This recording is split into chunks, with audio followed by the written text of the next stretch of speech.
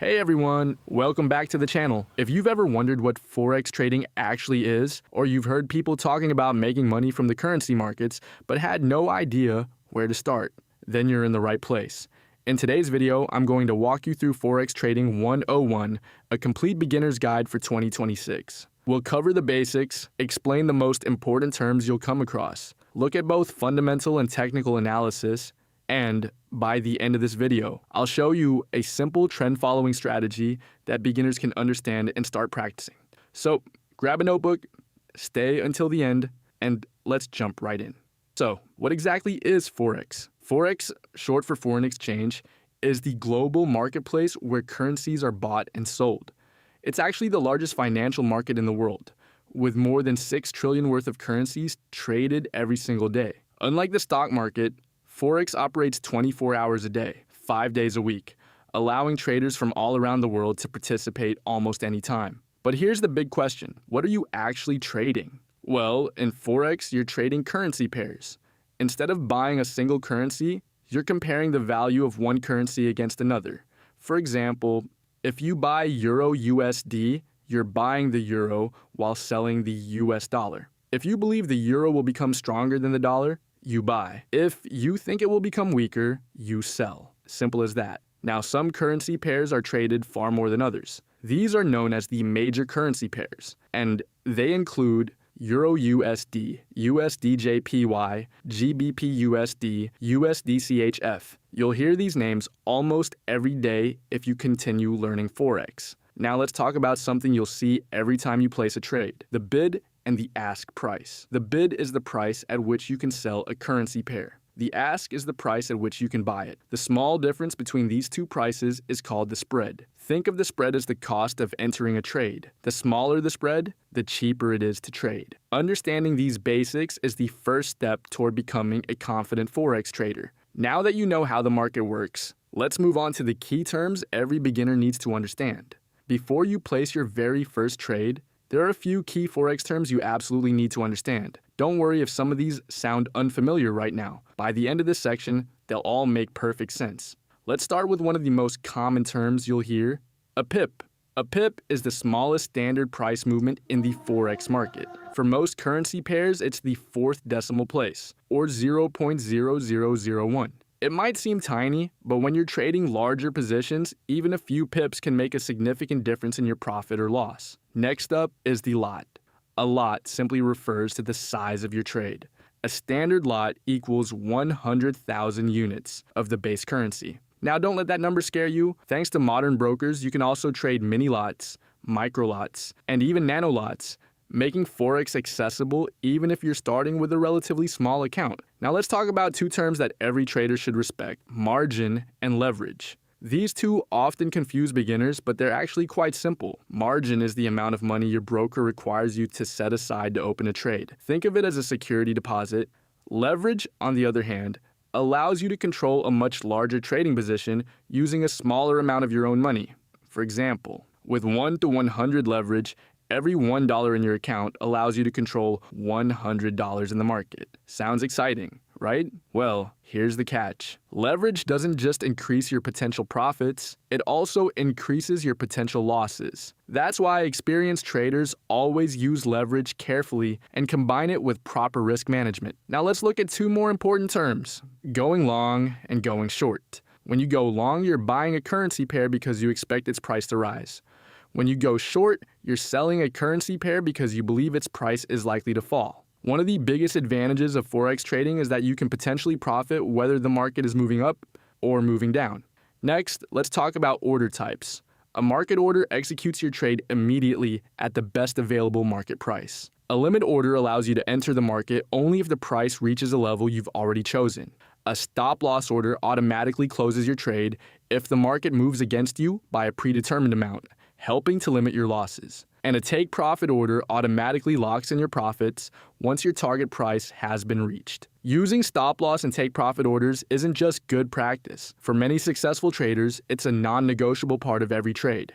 Finally, you'll often hear traders describe the market as either bullish or bearish. A bullish market means prices are generally moving higher. A bearish market means prices are generally moving lower. You'll also hear about support and resistance. These are important price levels where the market often slows down, pauses, or even changes direction. Support is an area where buying pressure tends to push prices back up. Resistance is an area where selling pressure often prevents prices from moving any higher. Learning these basic terms gives you the vocabulary you'll need to understand almost every Forex lesson, trading strategy, and market analysis you'll come across. Now that you've mastered the language of Forex, let's move on to one of the most important skills every trader needs: understanding what actually moves the market. Fundamental analysis. Now that you understand the basic language of Forex, let's answer one of the biggest questions every beginner asks. What actually causes currencies to move? The answer is fundamental analysis. Fundamental analysis is the process of studying the economic, financial, and political events that influence the value of a country's currency. Think of it this way: currencies reflect the strength of an economy.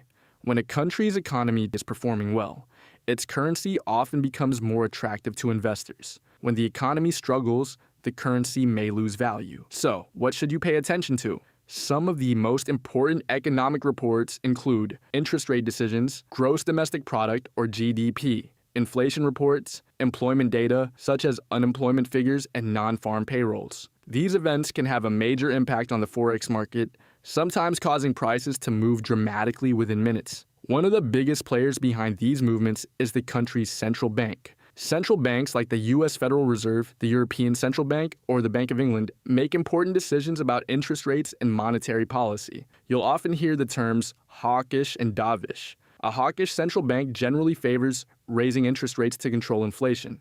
Higher interest rates can attract foreign investment, increasing demand for that country's currency and potentially pushing its value higher. On the other hand, a dovish central bank is more likely to lower interest rates or keep them low to encourage economic growth. Lower interest rates can reduce demand for a currency, causing it to weaken. As a Forex trader, staying informed is incredibly important. Fortunately, you don't have to search for economic events one by one. There are several excellent resources that track upcoming news releases and market events. Popular platforms include Forex Factory, Bloomberg, and Reuters. One tool you'll use often is the economic calendar. It lists scheduled events and ranks them by their expected market impact. Pay close attention to events marked as high impact, often highlighted in red, because these announcements can trigger significant volatility across the market. Let's look at a simple example. Imagine a country reports stronger than expected economic growth, unemployment is falling, businesses are expanding, and inflation is gradually increasing. Those are generally signs of a healthy economy. As investor confidence grows, demand for that country's currency often increases as well, which can drive its value higher. On the other hand, if economic reports consistently disappoint, showing weak growth, rising unemployment, or declining business activity, the currency may lose value as investors move their money elsewhere. But here's an important lesson for every beginner. Don't rush into trades the moment major news is released. During high-impact announcements, prices can move extremely fast. Spreads may widen, volatility can spike, and unpredictable price swings can trigger stop losses in seconds. Instead, many experienced traders wait for the initial reaction to settle. Once the market begins to establish a clearer direction, they look for opportunities to trade with the momentum rather than against it. Understanding the fundamentals doesn't mean predicting every market move. It means understanding why the market is moving and using that knowledge to make smarter, more informed trading decisions. Now that we've covered the economic forces behind the market, let's move on to technical analysis, where you'll learn how traders use price charts to identify trends and time their entries with greater confidence.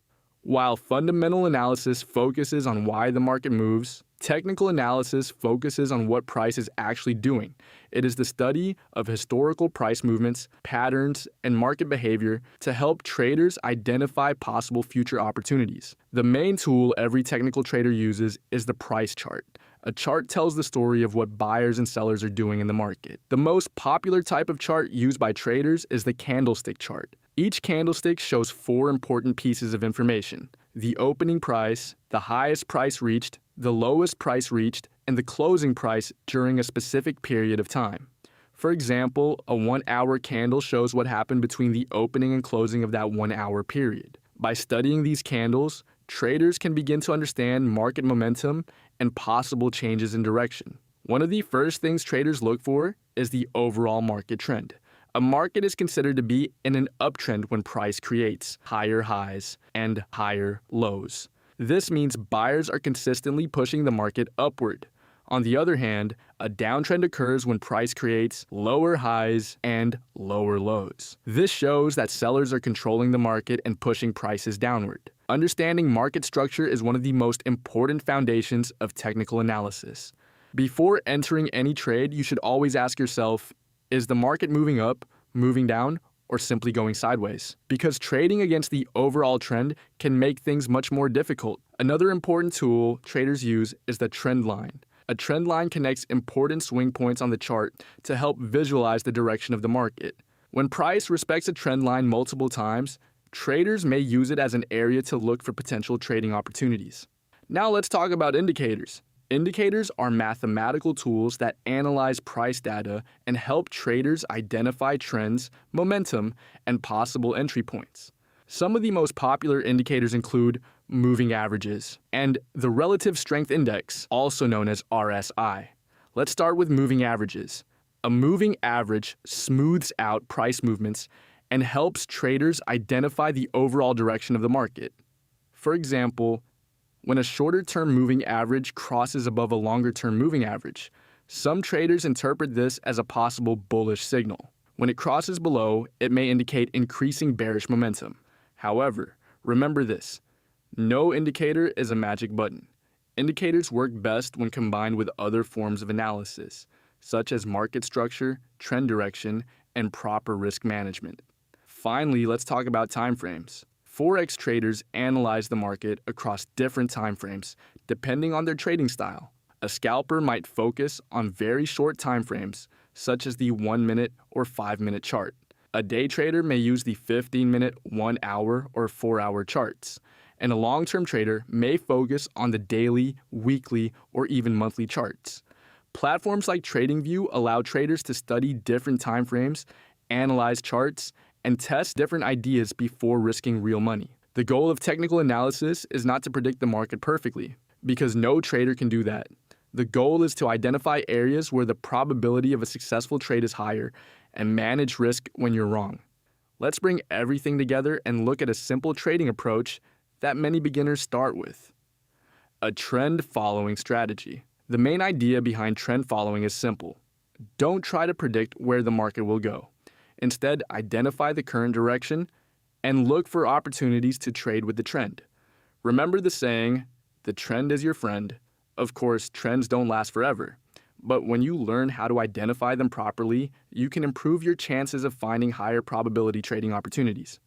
So, let's break this strategy down step by step. Step 1.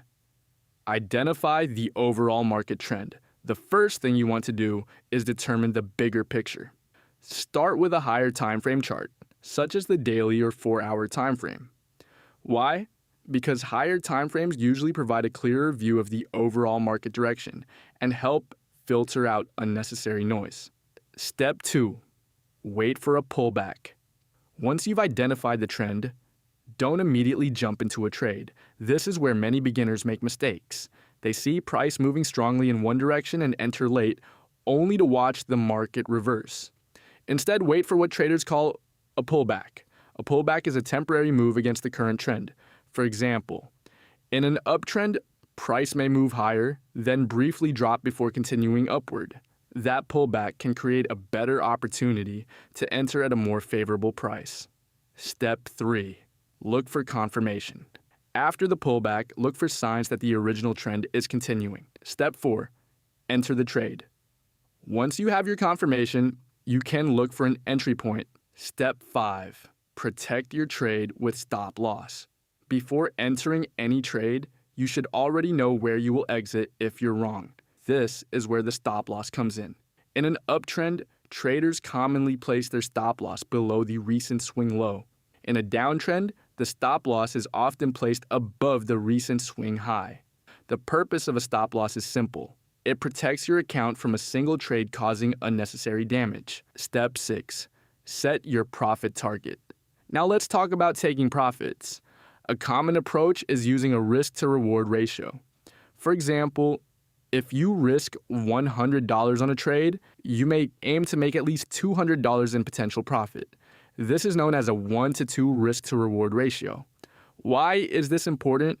Because you don't need to win every trade to be profitable. A strategy can still make money, even with some losing trades, as long as your winners are larger than your losses. So let's quickly review everything we've covered today. You learned what Forex trading is, how currency pairs work, the most important trading terminology, how fundamental analysis helps you understand market movements, how technical analysis helps you read price action, and finally, a simple trend-following strategy that combines these concepts together. But remember, Forex trading is not a shortcut to overnight wealth. The traders who succeed are the ones who focus on learning, practicing, managing risk, and improving over time. If you found this guide helpful, make sure to subscribe because on this channel, we break down Forex concepts, trading psychology, and practical strategies in a simple way that anyone can understand. And I want to hear from you. What part of Forex do you want me to explain next? Drop your answer in the comments. Thanks for watching. Keep learning, stay disciplined, and I'll see you in the next video.